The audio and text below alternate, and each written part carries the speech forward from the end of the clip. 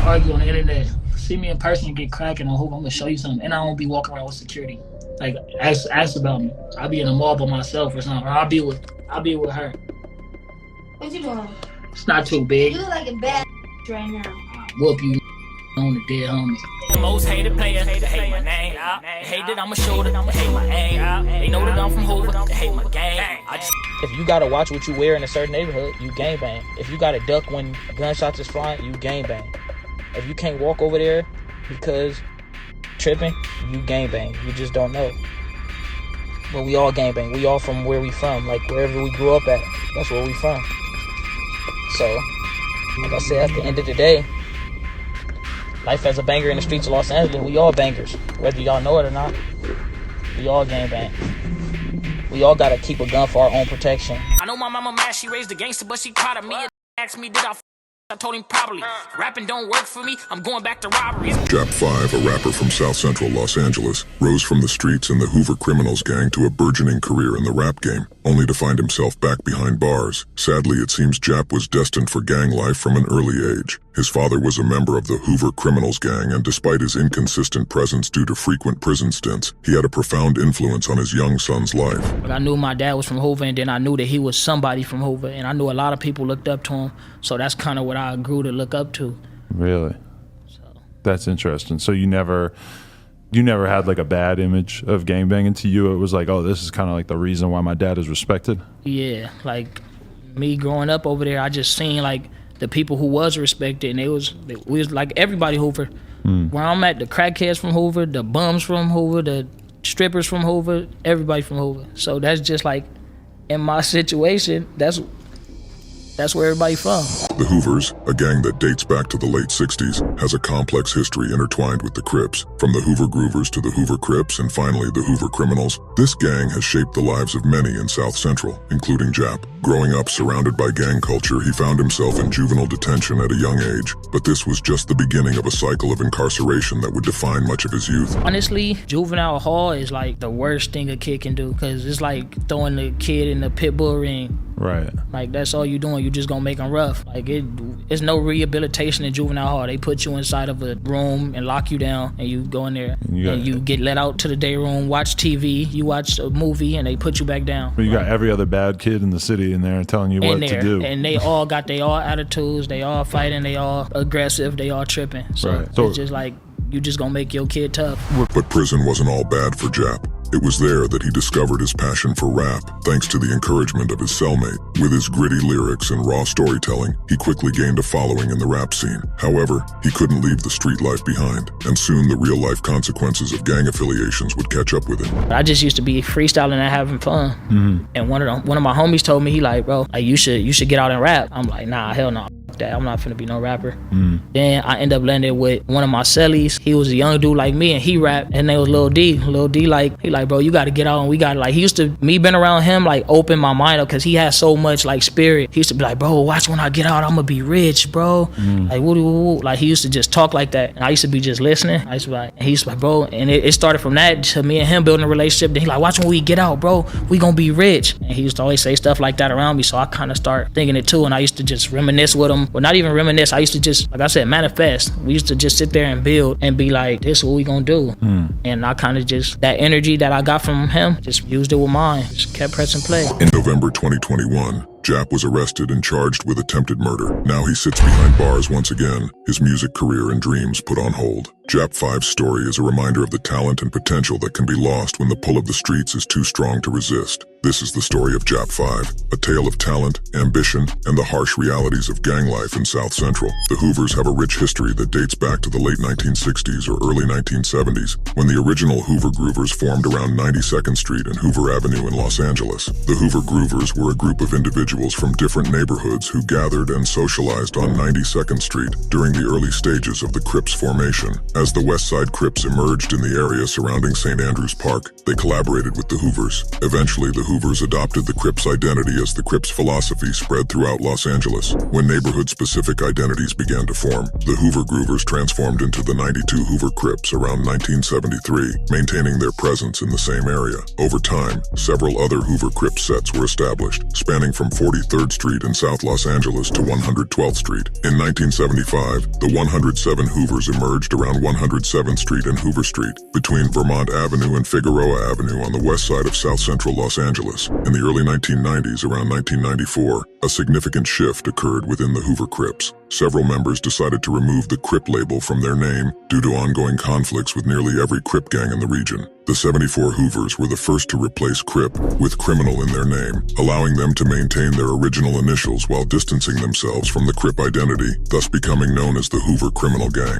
However, recent developments suggest that the 107 Hoover Criminals Gang has realigned itself with the Crips. This shift in allegiance highlights the ever-changing dynamics within the gang culture of Los Angeles, where alliances and rivalries can transform over time. The realignment of the 107 Hoover Criminals Gang with the Crips may have significant implications for the balance of power and the nature of gang interactions in the area. Kevin Morgan, born in 1997, is better known by his moniker JAP5, a name passed down from his father, JAP3. As one of the more notable Hoovers, Jap has become one of the most recognizable figures within the organization. Despite being raised in a two-parent household, Jap's upbringing in South Central Los Angeles was marked by instability and adversity. Jap's father was a recurrent figure in his life, consistently in and out of prison, which resulted in a disruptive childhood for the young Jap. The constant shifts between living with his mother and father created an unpredictable environment that made it difficult for Jap to establish a sense of stability. Reflecting on his childhood, Jap shared, "It was like back and forth. Like it was back and forth. My mom had us for a minute, then we went with my dad. My dad went and did his prison bid, so we had to go back with my mom. Oh wow. Like yeah, just back and forth. How long was he gone for? He did like two different. He went from like when I was 2 to I remember I was like in early elementary school, from about 2 to early elementary. Then he ended up going back and did another bid. Despite his father's sporadic presence in his life, Jap's upbringing was deeply influenced by his father's gang affiliation. From a young age, Jap was aware that his father was a member of the Hoover Gang, and this knowledge was reinforced by the pervasive presence of Hoover-affiliated individuals in his environment. With his father serving as both a role model and a cautionary tale, Jap found himself drawn into the Hoover Gang's lifestyle. The streets of South Central Los Angeles became his playground, and the gang became his family. In his own words, Jap explains, All my life, since I was a baby. You already knew that was I was just like, I knew about it. Like I knew my dad was from Hoover, and then I knew that he was somebody from Hoover, and I knew a lot of people looked up to him. So that's kind of what I grew to look up to. Really? That's interesting. So you never had like a bad image of gangbanging. To you, it was like, oh, this is kind of like the reason why my dad is respected? Yeah, like me growing up over there, I just seen like the people who was respected, and we was like everybody Hoover. Where I'm at from Hoover, the bums from Hoover, the strippers from Hoover, everybody from Hoover. So that's just like in my situation, that's where everybody from. Jap's candid reflection on his upbringing reveals the profound impact his father's gang affiliation had on his life. Despite his father's physical absence, the respect and admiration Jap witnessed others showing towards his father as a Hoover member became something he aspired to achieve himself. The ubiquitous presence of Hoover-affiliated individuals in his community, ranging from addicts to workers, normalized the gang lifestyle and made it an inescapable part of Jap's reality. Growing up in such an environment, where gang affiliation was not only prevalent but also revered, shaped Jap's perception of the world and his place within it. The influence of his father's gang ties, combined with the constant exposure to Hoover-affiliated individuals, molded Jap into a product of his surroundings, ultimately leading him down the path of gang involvement. Jap's gang mentality reached a boiling point when, as a young boy,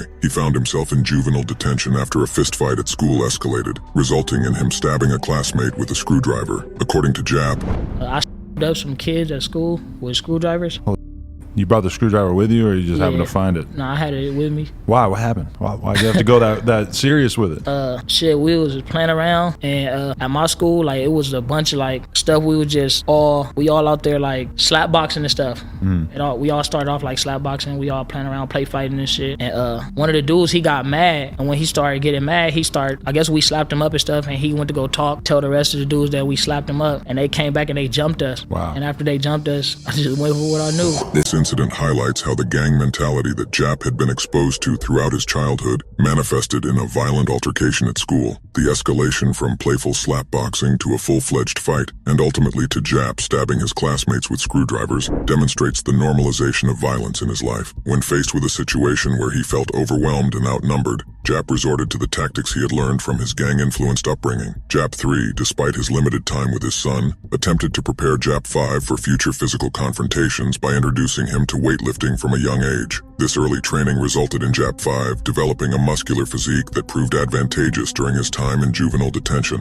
where conflicts were persistent and not easily resolved. This hostile environment is one that no child should have to endure, but unfortunately, it would not be JAP's only encounter with the justice system throughout his youth. The cycle of incarceration and exposure to violence within the detention system further reinforced the gang mentality that JAP had grown up with. The skills his father had imparted to him, such as physical strength and the ability to defend himself, became essential for survival in this harsh setting. Reflecting on his time in juvenile detention, JAP argues that it is an ineffective and harmful place to send children, as it fails to provide genuine rehabilitation. JAP explains, honestly, juvenile hall is like the worst thing a kid can do, because it's like throwing the kid in the pit bull ring. Right. Like, that's all you doing. You just gonna make them rough. Like, it's no rehabilitation in juvenile hall. They put you inside of a room and lock you down, and you go in there and you get let out to the day room, watch TV, you watch a movie, and they put you back down. But you got every other bad kid in the city in there telling you what to do. And they all got they all attitudes, they all fighting, they all aggressive, they all tripping. So it's just like, you just gonna make your kid tough. JAP's candid description of juvenile detention highlights the lack of genuine rehabilitation efforts within the system. Instead of providing a supportive environment that addresses the root causes of delinquent behavior and promotes positive change, juvenile detention facilities often serve as breeding grounds for further violence and aggression. The conditions JAP describes only create a hostile atmosphere that reinforces negative behaviors and attitudes. The absence of proper counseling, education, and skill-building opportunities leaves young offenders ill-equipped to break the cycle of gang involvement in crime. One can only imagine how different JAP's life trajectory might have been had the juvenile justice system fulfilled its intended role of rehabilitation.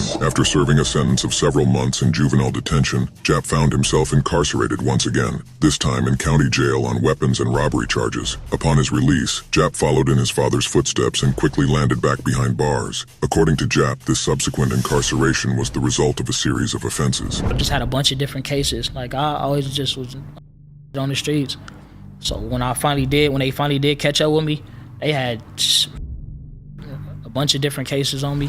This accumulation of charges led to JAP spending 4 years behind bars, a significant portion of his young life lost to incarceration, not including his previous stints in juvenile detention and county jail. The repeated encounters with the justice system, from juvenile detention to county jail, and eventually to a 4-year prison sentence, underscore the persistent nature of the gang lifestyle and the difficulties in escaping its grasp. JAP's time behind bars could have been a period of lost opportunities. However, prison provided JAP with opportunities beyond gangbanging, such as working as a boxing trainer. It also introduced him to a new version of street politics, where beef from the outside didn't always translate to the inside. JAP shares on this experience, saying, on the streets, we out here beefing heavy and all this, but in prison, that's controlled. Like, you feel me? We not beefing like we is on the streets in prison. And that's what I don't understand, because it's like we out here beefing with each other on the streets. And then in prison, it's like, I was buying stuff from your homies, some of y'all.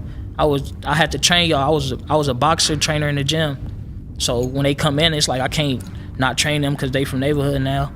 So I had to train them too. So it's like, okay, we playing basketball in competitions.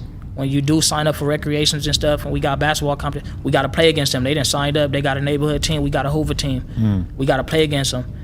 You feel me? So it's like shit like that happening, and it's going clean. And then it's like we out here killing each other. This exposure to a different set of rules and interactions within prison likely contributed to JAP's personal growth, and the realization that rival gang members could coexist and even engage in friendly competition behind bars. Working as a boxing trainer had a transformative effect on JAP's prison experience. It provided him with opportunities to interact with a diverse group of people and served as an outlet for managing his stress. For the first time, JAP could begin to focus on aspirations and hobbies that extended beyond street life, including a growing interest in rap and writing. However, it took encouragement from a friend for JAP to take his talent seriously. JAP speaks on this turning point, saying, I used to be writing raps, but I just used to be freestyling and having fun. And one of my homies told me, he like, bro, like, you should get out and rap. I'm like, nah, hell no. that. I'm not finna be no rapper. Then I end up landing with one of my cellies. He was a young dude like me and he rapped, and name was Lil D. Lil D like, he like, bro, you gotta get out and we gotta like, he used to, me being around him like open my mind up, cause he had so much like spirit. He used to be like, bro, watch when I get out, I'm gonna be rich, bro. Like, woo. Like he used to just talk like that. And I used to be just listening. I used to be like, and he used to be like, bro, and it started from that to me and him building a relationship. Then he like, watch when we get out, bro, we gonna be rich. And he used to always say stuff like that around me. So I kind of start thinking it too. And I used to just reminisce with him. Well, not even reminisce. I used to just, like I said, manifest. We used to just sit there and build and be like, this is what we gonna do. And I kind of just, that energy that I got from him, just used it with mine. Just kept pressing play. This experience highlights the power of positive influence that Jap was likely lacking most of his life. Little D's encouragement and the manifestation of their shared aspirations allowed Jap to begin to see a path forward that extended beyond the confines of prison and the limitations of street life. Jap's transformation was evident as soon as he was released from prison. Instead of falling back into gang life, he made a conscious effort to pursue legitimate means of providing for his daughter. He secured a job as a barber, demonstrating his commitment to building a stable and legal source of income. Simultaneously, Jap began converting the lyrics he had written during his time in prison into fully fledged songs, actively working to gain an audience for his music. Reflecting on his initial steps in the music industry, Jap shares, I wrote a lot of songs in prison, so I was just like, all right, I'm gonna put out this, I'm gonna try this rap thing, like I'm gonna put out this song and I'm gonna put it on SoundCloud first. And if they like it on SoundCloud, I'm gonna put it on YouTube, I'm gonna make a video to it. So I made a song and it ended up doing pretty good numbers. Encouraged by the positive reception his song received on SoundCloud, he seized the opportunity and took the next step by creating a video for the song and uploading it to YouTube. Jap's decision to prioritize his music career and his responsibilities as a father marked a significant shift in his life trajectory. By channeling his creative energy into rap and securing legitimate employment, Jap demonstrated a genuine desire to break free from the cycle of gang involvement and build a better future for himself and his family. As his music career was on the rise, he unexpectedly went viral for a different reason: his brand of street justice. Internet sleuths uncovered a video showing two young men attempting to rob a Mexican street vendor while recording the incident. Jap, witnessing this injustice, took matters into his own hands and physically confronted the attackers, teaching them a lesson with his fists. In the wake of this incident, Jap gained significant attention, but he quickly realized that not all attention was positive. Some of his new followers were not genuinely supportive of him as a person or an artist. Instead, they were eagerly awaiting another viral moment of violence. Jap said, like the people that was following me were also negative people. So they used to be posting videos like, when you gonna slap another? They used to be messaging me that, like, when you gonna slap somebody else? And I used to be like, what the f? And now it's people like, when you gonna drop your new song? I need advice. Like, now my message are different. I start noticing that. While Jap's actions in defending the street vendor were widely praised, it also attracted a certain segment of followers who were more interested in sensationalism and violence than in supporting his personal growth and artistic endeavors. As Jap was distancing himself from negativity and striving to pursue a legitimate path, he made it clear that he would not be cutting ties with his gang, even if he no longer actively participated in gang activities. For Jap, his gang affiliation was more than just a lifestyle. It was a part of his identity and family. Jap asserts, I'm a gang member because this is where I'm from. This is where I was raised. You can't no take that from me. Like I said, at the end of the day, this is where I was raised. I was raised from Hoover Street and in the Hoovers and all that. Y'all can't take that from me. Y'all can take everything from me, but when it come back to where I was raised here. So that's gonna always stick with me. Jap's unwavering loyalty to his gang was immortalized in his song, Gang Slidin'. In the song, Jap raps, gang product when it come to poppin', I'm the main topic, huh? I'm gang sliding with the gang sliders and all my sliding with me with the gang.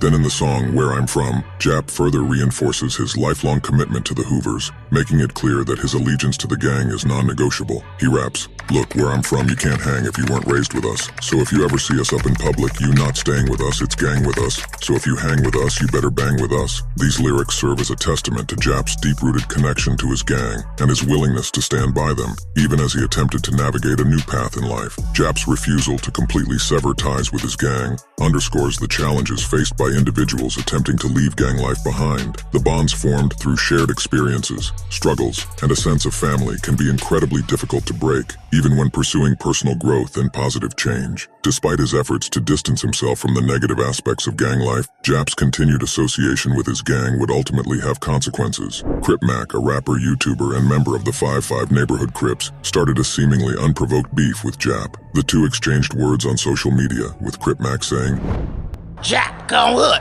You're another snoover sexual, boy. Oh, what can I say? See, man, I got a mental problem. On fight Crip I do. And I really does destruction on neighborhood Crip. What else you gotta say, fool? Oh, hood. Jap refused to accept the disrespect and responded. I ran your resume. They said your not official, Hoover. Stop capping for the gram, internet. Come get your script up. Be out here script up. You 5 me? Said. They come play ball. He got street credit. Be official. Really got the blue check. Cartoon character ass. You 5 me? Like, how you had that much extra? You 5 me? Everything. You can't say nothing without a 5th or a 5 with your weird. Then you run around dissing everybody. That's not gangsta, bro. Crip Mac proposed settling the dispute in the boxing ring, but in a later interview, Jap claimed that there wasn't any genuine beef between them and that he had never even met Crip Mac before. Jap stated, I'm gonna correct it. First of all, it's not no beef. Okay. Like, no, there's no way we beef. Okay. That's entertainment. Ain't no such thing as no beef. Because you never met him, never seen him. I never seen him. I never heard of him before the internet. Like I said, I've been in the streets my whole life. Jap's decision to release the track Activated suggests that, despite his claims of not wanting to acknowledge the beef with Crip Mac, he saw an opportunity to capitalize on the controversy. By sampling Crip Mac's voice in the intro, Jap effectively used the beef to generate buzz and draw attention to his music. The fact that Activated became Jap's second most viewed video on his YouTube channel indicates that the strategy paid off. The online drama between Jap and C-Mac, even if not based on a genuine personal conflict, piqued the interest of their respective fan bases and the wider hip-hop community. What may have initially appeared as a superficial online beef between two rappers is rooted in the painful experiences and losses that Crip Mac has endured due to gang violence. Crip Mac explained, That's pretty much you can say through gangbanger, because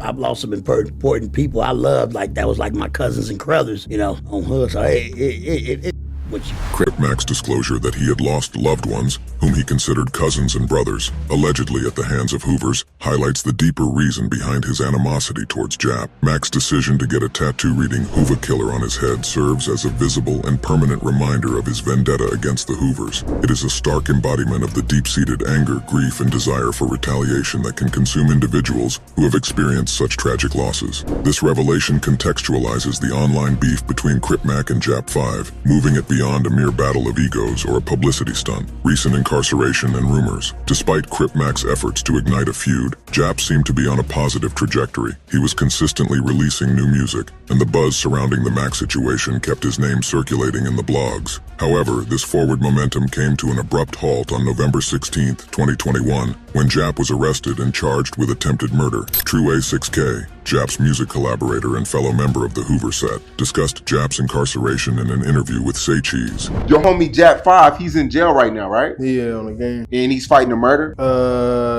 Attempt or he fight attempt. Okay. Yeah, have you spoke to him? No, I haven't spoke to him. I sent my number to him actually. He haven't called me, but I don't call his baby mama. His baby mama is actually like my people's type shit. So I actually call her and send a number. I don't know. I don't think he got none of the messages through his Instagram or something. Whoever ain't give him the numbers through Instagram. But got bail and all that. So, bro, like eventually, if a nigga get enough money, that man gonna come home. Like we gonna go crazy.